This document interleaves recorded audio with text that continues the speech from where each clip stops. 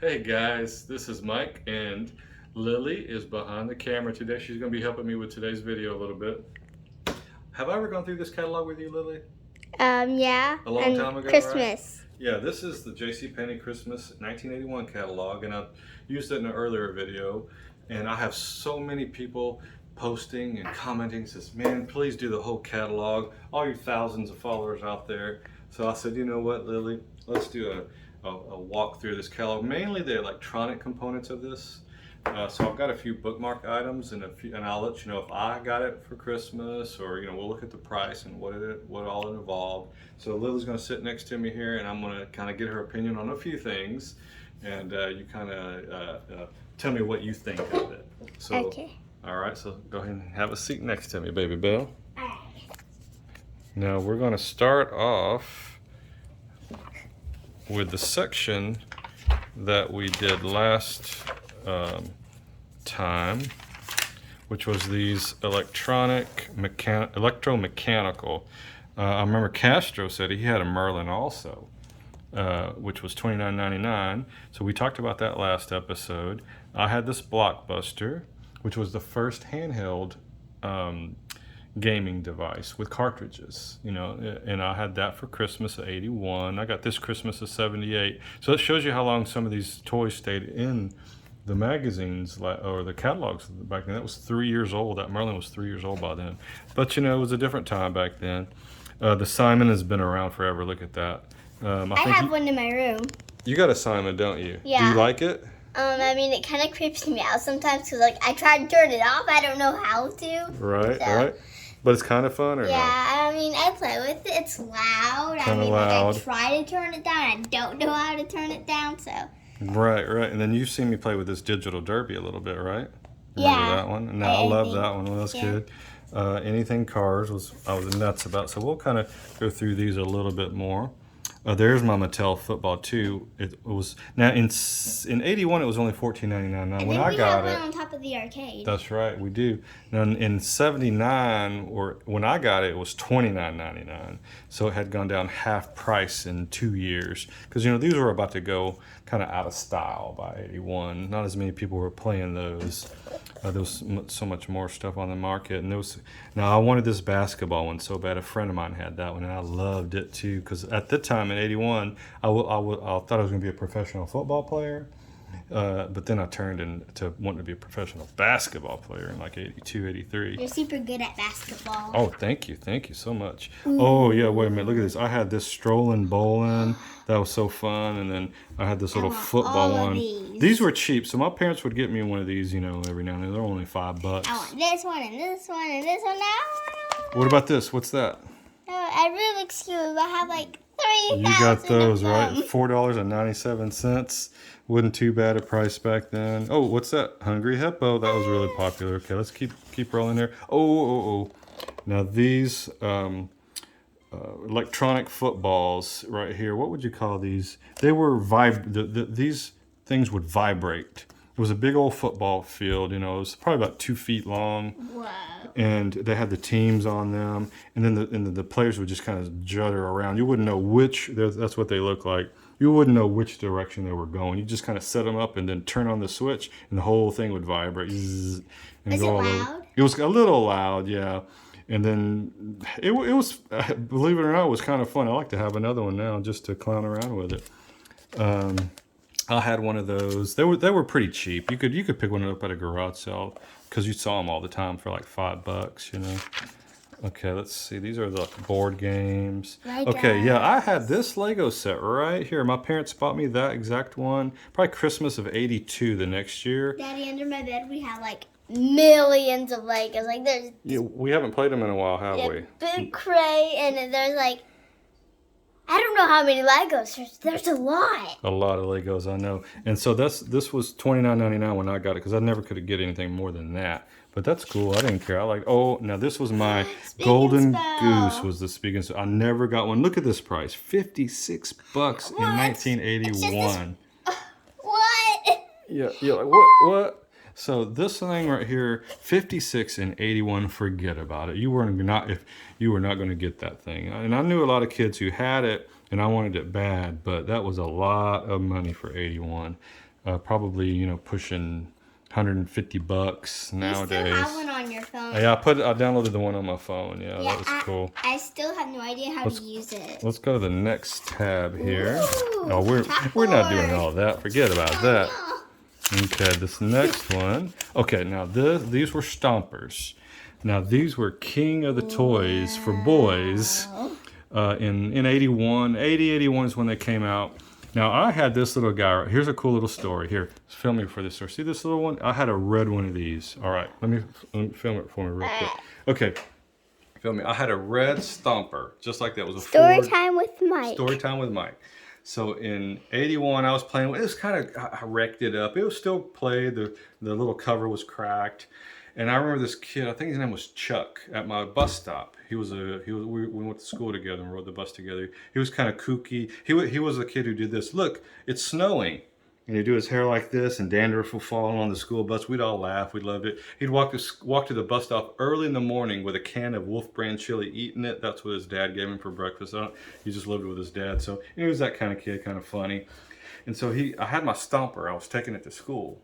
I was hiding it in my book bag. So he said, "I'll give you $20 for that Stomper." And I went, "Chuck, $20? I said, "You can go get your whole Stomper set for that." Has 2 Stompers, and film this right. Look at this. You could get this whole Stomper set for $14.99. 2 Stompers and this set. And he says, "No, I want your Stomper." They said, "I want that red." He, "I want that red one. You can only get a green one in that." And I went, "You sure?" And so he gave me $20. I gave him the red Stomper. I go home and I said, "Look, Dad, look, Pa, look, Dad, Chuck gave me $20 for this Stomper." He says, "Well, you better hold on to that 20. Don't spend it, because his mom might get upset at him." And he said, if he still has your Stomper tomorrow, and his parents don't care, do what you want." So the next day at the school bus, he had my little red Stomper, happy as could be. So then that night when I got home from school, we went to Kmart and bought this set, and I think it was a little pricier than $14.99. I think it was like right at $20. And so I got 2 Stompers and this big old set. Thank you, and thanks, Chuck, wherever you are out there in the World Wide Web. All right, let's go back to the book. And so that was a really cool thing. I loved those for a couple of years. The Stompers were cool. What did it do? Well, you turned on a switch on the bottom, and all it did was go straight, but it was geared so low that it could climb like this. It could climb like this book, and could climb anything almost. It was really tough. It didn't go fast or anything. It just went straight. And so you could get a Stomper for, let's see here, 2-pack for not $10 right here. I've never seen these, but it was really cool. Another pack. So I guess a Stomper probably cost $5 back then. It was really cool. Let's see here. The next page. Okay. I think I had one remote control car out of these. Now let's look at this Star Wars show. I know this is not electronic, but look at this at $49.99. Everybody wanted that thing. It was so giant and big, right? But $49.99, I wasn't getting that. And I wasn't a huge Star Wars fan when I was a kid anyway. I like it better as an adult. Okay. All right, let's see. We're getting into this. Now, I like the Dukes of Hazzards more back then. We'll go up here and go to the next book tab. All right.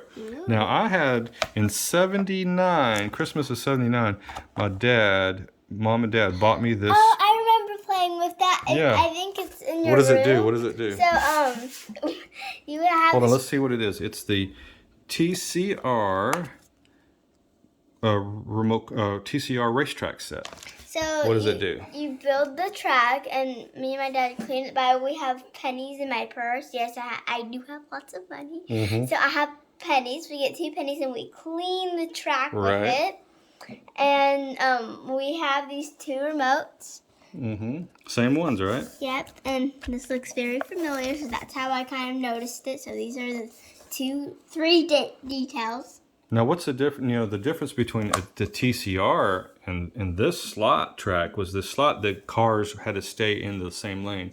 This one, you flip a switch on the back of this, and the car switch. You could switch the lane. Yes, like one car would be this one. And yeah. Crash into each other. I played with that thing for probably 3 years solid, right, when I had it. And we still have it. Now, these slotted ones were faster than these, but it didn't matter because it was fast enough, and I love being able to switch lanes. Now, Christmas of 81, I asked my mom for the Dukes of Hazzard set. F and E. Now, I was crazy about the General E back then. It was my favorite car. So Christmas comes around, guess what they sent us? Did they They F and E? they only sent us, they sent us 2 Fs, 2 of the white cars. And I was like, where is, I was like, here, get me. I was like this, I was like, where's my General E? I hate you, Mom and Dad. You ruined my Christmas. Where's my, no, I wasn't that, but I was disappointed a little bit inside, but I was cool with it. And they got me another car later, but not a General E. I never got that one.